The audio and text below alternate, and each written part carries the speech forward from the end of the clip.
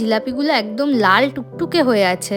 আর এগুলো কিন্তু একদমই টাটকা জিলেপি নয়, শেরোনাতে এগুলো ফ্রিজেই রাখা থাকে।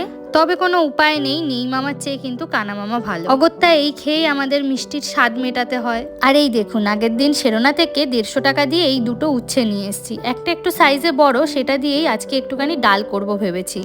অভিজিৎ আসলে অনেক দিন ধরেই বলছে যে তিতো দিয়ে একটু মটর ডাল খাবে, সেই জন্যই উচ্ছে আর মটর ডাল সব কিছুই আগের দিন শেরোনা থেকে নিয়ে এসেছি। আর এখানে আমি মটর ডালটা সিদ্ধ করতেও বসিয়ে দিয়েছি। আমার এবার খুব বড় একটা ভুল হয়েছে, বাড়ির থেকে আসার সময় ছোট্ট একটা প্রেসার কুকার নিয়ে আসা উচিত ছিল। এখন যেহেতু প্রেসার কুকার নেই, তাই জন্য ডাল মাংস যাই সিদ্ধ করতে হয় না কেন এইভাবেই সিদ্ধ করতে হয়। আর ল্যাম্ব আনলে তো কোনো কথাই নেই, 4 থেকে 5 ঘন্টা ধরে শুধু মাংসই সিদ্ধ করে যাই আমি। তবে এইবার বাড়ির থেকে আসার সময় একটা ছোট্ট প্রেসার কুকার নিয়ে আসবো। আমার বিয়েতে কেউ একজন ছোট্ট একটা প্রেসার কুকার গিফটও করেছিল, এবার ভাবছি ওটাই নিয়ে আসবো। পটলগুলোর কি অবস্থা!